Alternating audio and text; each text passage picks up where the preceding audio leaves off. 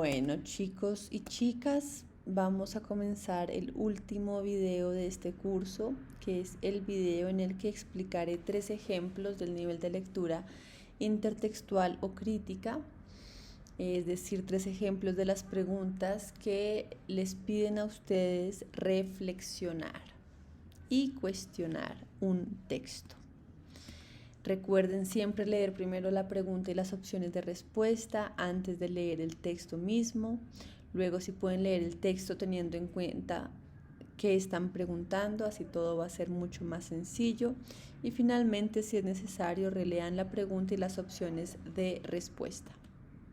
Entonces vamos a hacer 2 ejercicios, es decir, a responder 2 preguntas con base en un mismo texto, que es este texto sobre el arte, la historia del arte. La primera pregunta es: ¿cuál de los siguientes enunciados expresa un juicio de valor presente en el texto? Ya la pregunta les está dando la pista de que los están evaluando en el sentido de su nivel de lectura intertextual o crítico, que es el nivel de lectura que examina si ustedes son capaces o no de distinguir un juicio de valor. Esa es una de las evidencias que examina. Y la segunda pregunta que vamos a responder con base en este texto es: el autor hace referencia a Rubens para mostrar que. Con esta pregunta se está examinando si ustedes son capaces de determinar, de reconocer cuál es la intención del autor al citar a Rubens en su texto, ¿no? ¿Qué hace Rubens en el texto? ¿Qué le da al texto? ¿Qué se está argumentando a través de la referencia a Rubens? Entonces, comencemos. Dice: a mucha gente le gusta ver en los cuadros lo que también le gustaría ver en la realidad. Se trata de una preferencia perfectamente comprensible. A todos nos atrae lo bello en la naturaleza y agradecemos a los artistas que lo recojan en sus obras. Esos mismos artistas no nos censurarían por nuestros gustos. Cuando el gran artista flamenco Rubens dibujó a su hijo, estaba orgulloso de sus agradables acciones y deseaba que también nosotros admiráramos al pequeño. Pero esta inclinación a los temas bonitos y atractivos puede convertirse en nociva si nos conduce a rechazar obras que representan asuntos menos agradables. El gran pintor alemán Alberto Durero seguramente dibujó a su madre con tanta devoción y cariño como Rubens a su hijo. Su verista estudio de la vejez y la decrepitud puede producirnos tan viva impresión que nos haga apartar los ojos de él, y sin embargo, si reaccionamos contra esta primera aversión, quedaremos recompensados con creces, pues el dibujo de Durero, en su tremenda sinceridad, es una gran obra. En efecto, de pronto descubrimos que la hermosura de un cuadro no reside realmente en la belleza de su tema. No sé si los golfillos que el pintor español Murillo se complacía en pintar eran estrictamente bellos o no, pero tal como fueron pintados por él, poseen desde luego gran encanto.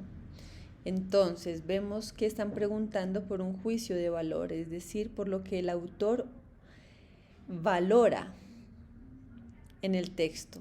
Normalmente los juicios de valor se hacen en primera persona, es decir, yo, Diana, opino que esto es bonito.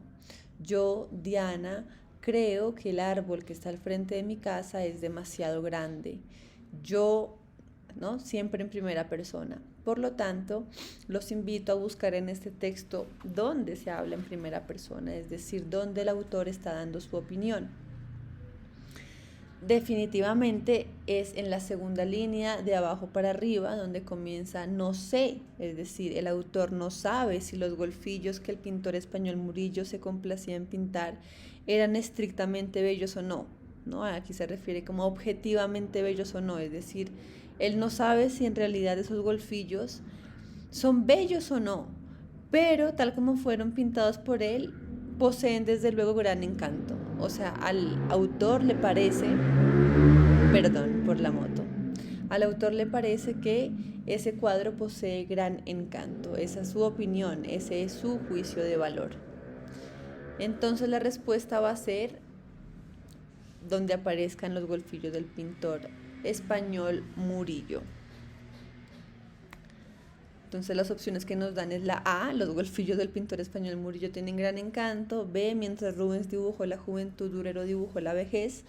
Ese no es un juicio de valor, eso es una descripción que hace el autor. Igualmente la C, Rubens estaba orgulloso de su hijo y deseaba que lo admiráramos, eso es cierto, pero eso no es un juicio de valor, eso es una descripción, el autor nos está narrando eso. Él no está diciendo que a él le parece que Rubens estaba orgulloso. Y la D, que es para el público la hermosura de un cuadro reside en la belleza de su tema. Esa respuesta no es un juicio de valor del autor, él está también contando, está narrando, está describiendo que normalmente para la masa, para el público,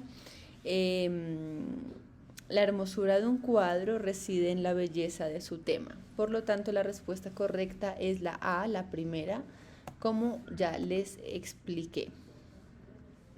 Bien, la segunda pregunta que se responde con base en el texto de la historia del arte es, el autor hace referencia a Rubens para mostrar que a todos nos atrae lo bello y por fortuna el arte lo recoge en la pintura. Eso el texto sí lo dice, en efecto es una idea que está presente en el texto, pero no es lo que dice el autor refiriéndose precisamente a Rubens, ¿no? O sea, es cierta, pero no es la que más se le acerca a la pregunta. La B es, el público siempre exige que el artista refleje la realidad en los cuadros.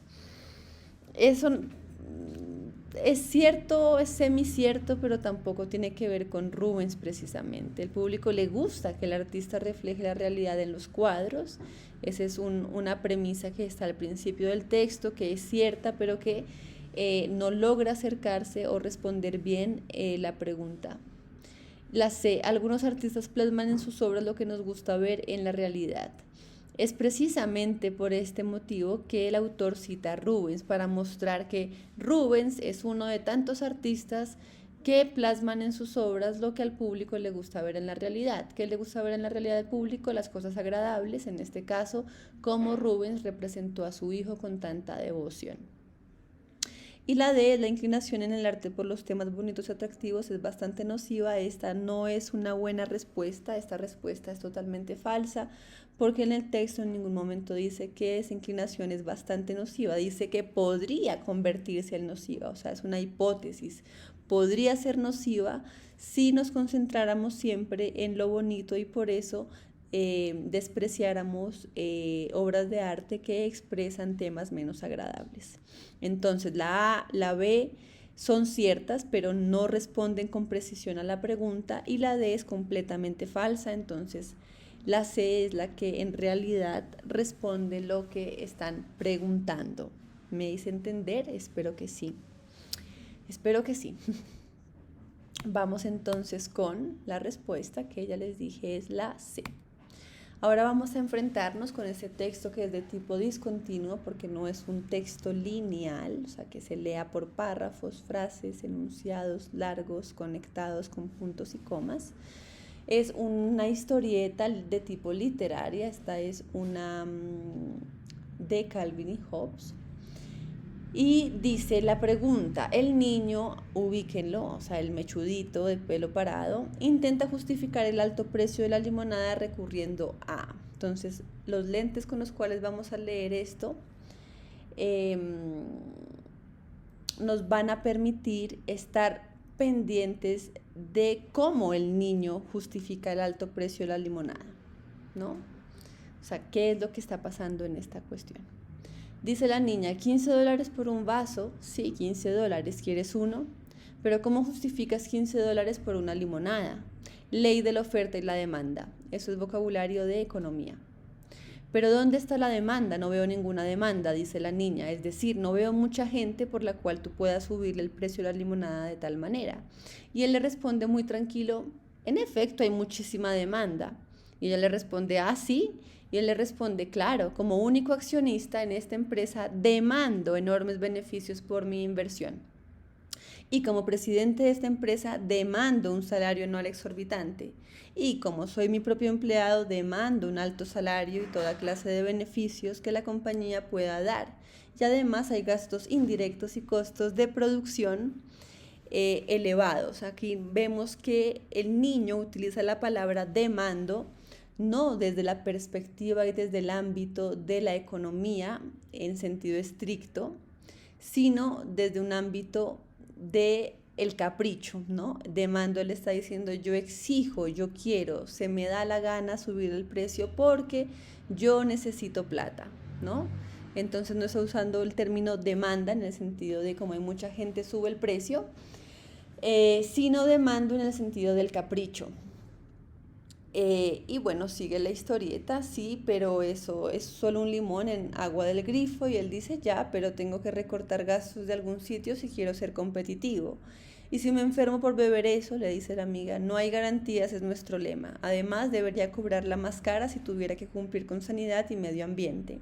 Tú estás mal de la cabeza, me voy a casa a beber lo que sea. Vale, déjame sin trabajo y sin negocio, la gente antisistema como tú es quien arruina la economía. Todo esto es pues una burla, ¿no? Y luego el niño le dice a la mamá, necesito un subsidio. Entonces aquí ya vemos que el niño intenta justificar el alto precio de la limonada recurriendo a su capricho, ¿no? En realidad también podemos fijarnos en los gestos de la cara del niño como alguien que es experto en el tema, pero en realidad no lo está haciendo según lo que dice. La cara también nos puede dar pistas de la respuesta. Entonces las opciones que nos dan son 4. Él intenta justificar el precio de la limonada recurriendo a argumentos absurdos pero consistentes. Esa no es totalmente falsa, si nos damos cuenta, son argumentos absurdos, pues que es el capricho, pero qué tan consistentes no lo sé. Un modelo económico fiel a la realidad, esa es absolutamente falsa. El modelo económico que él, primero, que él está usando, pues no es fiel a la realidad, ¿no? Ahí la pregunta está presuponiendo que ustedes saben cómo funciona más o menos el movimiento de la economía. La C, una ley de mercado que no existe. Esa tampoco es totalmente falsa, pero no se acerca totalmente a lo que está preguntando el texto.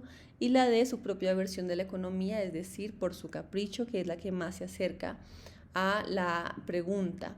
Entonces, como se dan cuenta, en cada pregunta hay opciones que son ciertas, que son válidas, y hay alguna que es totalmente falsa. Lo que ustedes tienen que intentar hacer es determinar cuál es la respuesta que más se acerca a responder la pregunta.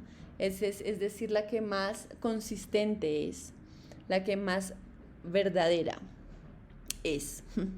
Entonces la A es cierta, claro, argumentos absurdos pero consistentes es cierta, pues consistentes no tanto, pero pues argumentos absurdos sí, entonces eso es como una triquiñuela, como una trampa de estos exámenes, que hay varias que a uno le parecen ciertas, pero en realidad solo hay una que responde satisfactoriamente la pregunta. En este caso es la respuesta de su propia versión de la economía, es decir, por su capricho.